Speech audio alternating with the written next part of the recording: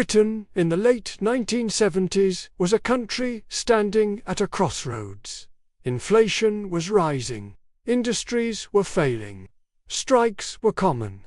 Many people felt the nation had lost its confidence. When Margaret Thatcher became Prime Minister in 1979, she promised a new beginning. She said Britain needed a complete economic reset. Her message was clear. The old system was broken, and only bold reforms could rebuild the economy. She wanted to fight inflation, shrink the power of unions, privatize state industries, and push Britain toward free market ideas. Supporters believed she would save the nation. Critics feared she would tear it apart. Today, more than 40 years later, we still live with the consequences of those choices. Some changes brought stability. Others left deep scars that never healed.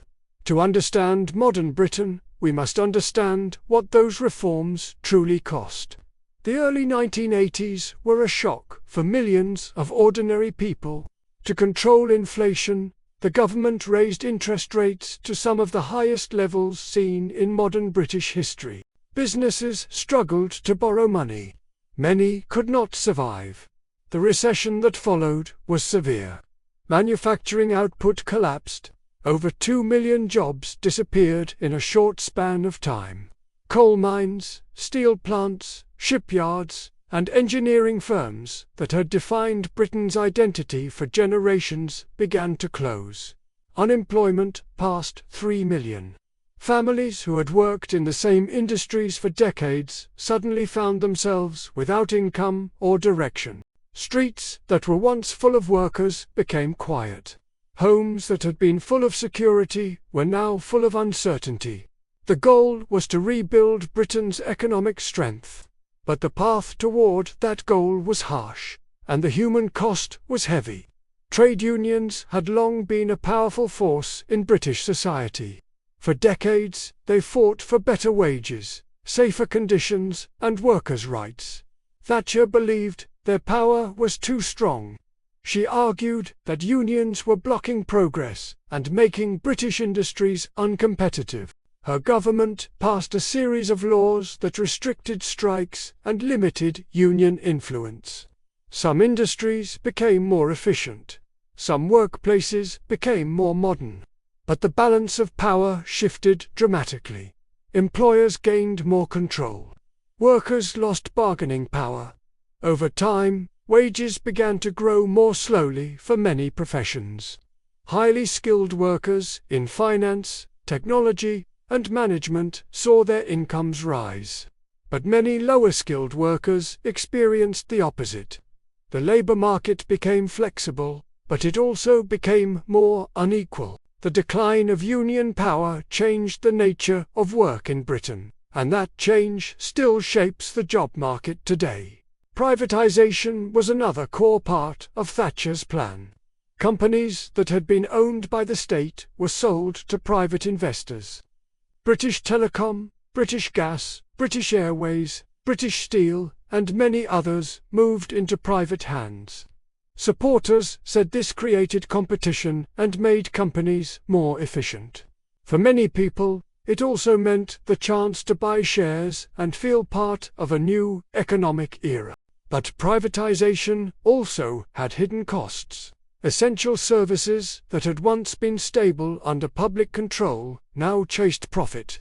Prices for energy, water, and transport rose steadily over the years. In some sectors, private monopoly replaced public monopoly. Right to buy allowed millions of people to purchase their council homes at low prices. It remains one of the most popular policies in British history. But councils were not allowed to use the money from these sales to build new homes. As a result, Britain lost a huge amount of affordable housing. Today's housing crisis is partly rooted in decisions made during this period. One of the most significant long-term effects of these reforms was the rise in economic inequality. Before 1979, Britain had challenges, but income distribution was relatively balanced for a developed nation. During the 1980s, this changed rapidly. As industries closed and new financial sectors expanded, wealth shifted toward certain regions and professions. London and the South East grew richer at a pace the rest of the country could not match. By the early 1990s, inequality had risen to some of the highest levels in Western Europe. Poverty increased. Social mobility slowed. Families in former industrial towns struggled to secure the opportunities their parents once had. These gaps did not disappear over time. In fact, many deepened. Britain entered a new era where you lived and what job you did began to determine your chances more than ever before. The regional divide between North and South became clearer after Thatcher's reforms. London benefited from the 1986 financial deregulation known as the Big Bang. Global banks rushed in. International money flowed into the city. Jobs in finance and related sectors multiplied.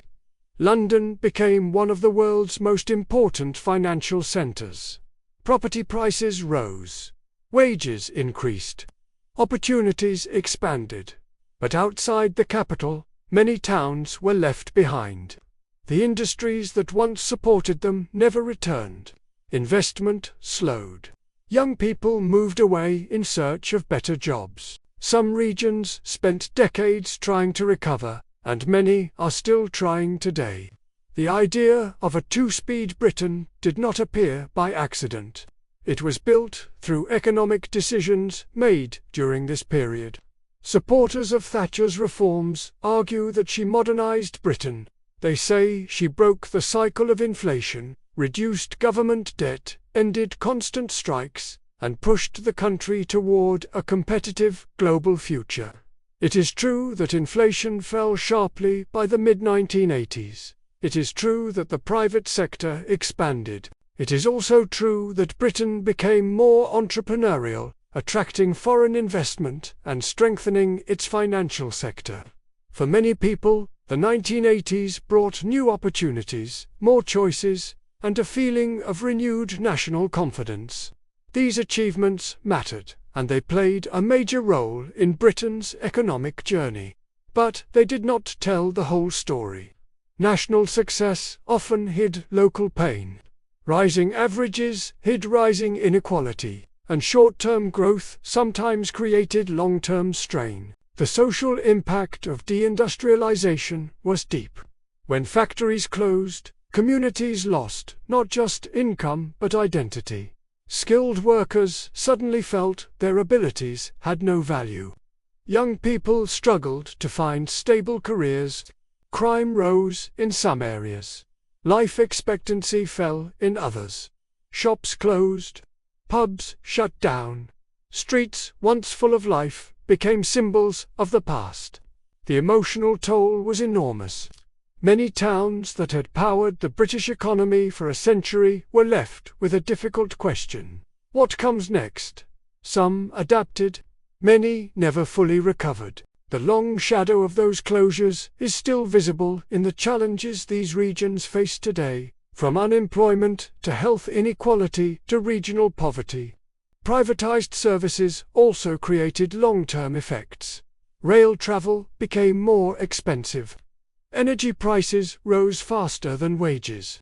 Water companies increased charges while struggling with infrastructure problems. The public began paying more for services that once came from public budgets. Critics say privatization put profit above public welfare. Supporters say it improved efficiency and customer choice. But the reality for most households is clear. Bills increased, while wages did not always keep pace. For many families, financial pressure grew slowly, year after year. This pressure is one of the hidden costs of the era, a cost that continues to shape daily life in Britain. 40 years after Thatcher's reforms began, Britain still feels their impact. Some of the changes helped stabilize the economy. Others created long-term challenges that no government has fully resolved. The country moved from manufacturing to services, From union-heavy workplaces to flexible labour markets, from state industries to private companies, from affordable housing to widespread shortages. The legacy is complex. It is praised by some and criticised by others. But it is impossible to deny that the Britain of today is a direct result of the decisions made in the 1980s. Understanding this legacy is not about judging the past. It is about understanding how we arrived where we are, and what choices the country must make next. As Britain looks to the future, the question remains, how much of the past should we keep, and how much needs to change?